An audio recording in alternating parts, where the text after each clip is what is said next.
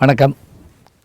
இப்போ சமீபத்தில் நான் அமெரிக்கா போகிறபோது ஜனவரி 14 அங்கே மலேசியாவிலேருந்து ஹாங்காங் போனப்போ எனக்கு ஃப்ளைட் லேட் ஆகிடுச்சு.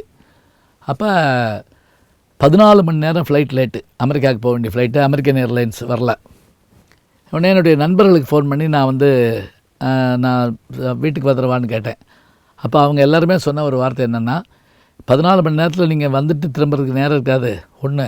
இன்னொன்று, இப்போ இந்த ஒரு வைரஸ் ஒன்று அதை பற்றி இதுகள் இருக்குது, அதனால் நீங்கள் பாதுகாப்பாக அங்கேயே இருங்க அப்படின்னாங்க.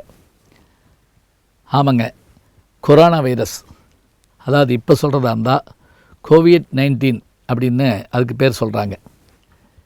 இது மனிதகுல வரலாற்றில் சந்திக்கக்கூடிய ஒரு கொடூரமான ஒரு நோய்ங்கிறத உலக மக்கள் எல்லாருமே உணர ஆரம்பிச்சிட்டாங்க.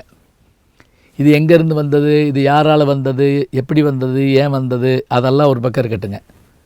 நம்முடைய இந்திய அரசாங்கம் இதில் ரொம்ப கவனமாக இருக்கிறாங்க. நீங்கள் ஒரு 3 நாளாக பார்த்துருக்கலாம், ஃபோன் எடுத்த உடனே ஒரு இருமல் சத்தத்தோடு அந்த ஃபோனுடைய இது தொடங்கும்.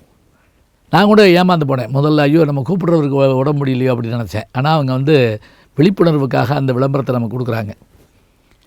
இதனுடைய அடிப்படை என்ன அப்படின்னா, நம்முடைய இந்த இம்யூனிட்டி குறைவாக இருக்கக்கூடிய ஆட்கள், எதிர்ப்பு சக்தி குறைவாக உள்ளக்கூடிய ஆட்களை இது சீக்கிரமாக பற்றி கொள்ளுதுங்கிறாங்க.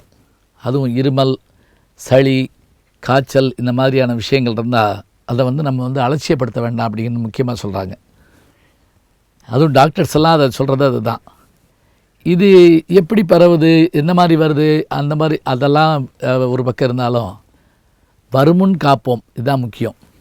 எப்படி தடுக்கலாம், அதுக்கு அவங்க சொல்லக்கூடிய ஒரே ஒரு விஷயம் என்ன அப்படின்னா, இப்போ இது வந்திருக்கவங்களோ அல்லது பொது இடங்களில் நம்ம இருக்கிற போதோ தும்மல் வந்தால் அந்த தும்மலை எப்போ வரும்னு யாருக்கும் தெரியாது. தும்மல் வந்தால் அதை நம்முடைய கர்ச்சீப்பை வச்சுட்டு தும்மிக்கிட்டால் அது மற்றவங்க மேலே பரவாது. ஒன்று. ரெண்டாவது, அப்படி தும்மிட்டு அவர் அந்த கையை யாருக்காவது கொடுத்தாருன்னு வைங்களேன், அது உடனடியாக அவருக்கும் பரவுறதுக்கு வாய்ப்பு இருக்குங்கிறாங்க. அதனால் இதில் முக்கியமாக சொல்கிறது என்ன அப்படின்னா, நாம் எந்த இடத்துக்கு போனாலும் வந்தாலும் கை கழுவுறதை முக்கியமாக வச்சுக்கிறணும்னு சொல்கிறோம்.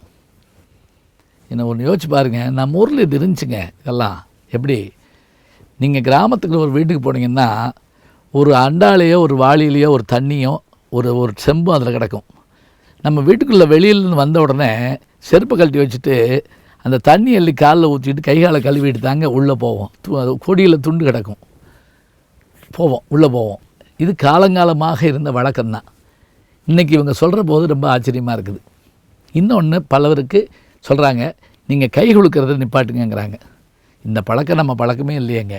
நம்ம பழக்கம் என்ன, நம்ம பழக்கம் இப்படி கும்பிட்றது தான். நீ அங்கே இரு, நான் இங்கே இருக்கேன். அதுவும் கும்பிட்றதுல கூட நெஞ்சு கும்பிட்டா இப்படி கும்பிட்டா நண்பர்களுக்கு, இப்படி கும்பிட்டா ஆசிரியருக்கு, இப்படி கும்பிட்டா கடவுளுக்கு அப்படின்னு 3 கும்பிடு வச்சுருக்கோம்.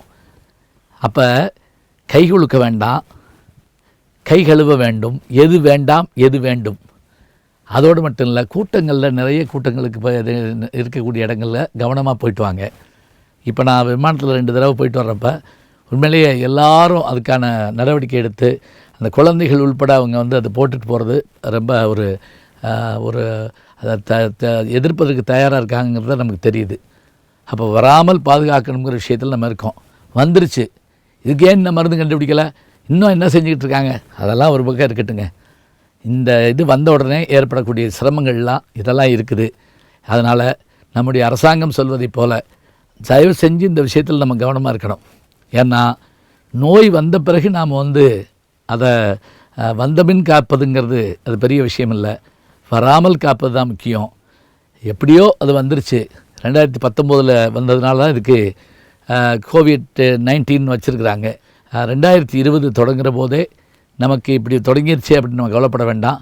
இது மலை போலே வரும் சோதனையாவும் பனி போல் நீங்கிவிடும் அப்படின்னு எம்ஜிஆர் படத்தில் ஒரு பாட்டு வரும், தர்மம் தலைகாக்கும்னு. அது மாதிரி இது வரத்தான் செய்யும். அதுக்கான விஷயங்களில் நம்ம பாதுகாப்பாக இருந்து பாதுகாக்கணும். முக்கியமாக குழந்தைகள், கொஞ்சம் இம்யூனிட்டி குறைவாக உள்ளவங்க ஜாக்கிரதையானுக்கு தான் நல்லதுங்க. கை கழுவுங்க, அதே போல் கை கொடுப்பதையும் தவிர்த்து கொள்ளுங்கள்.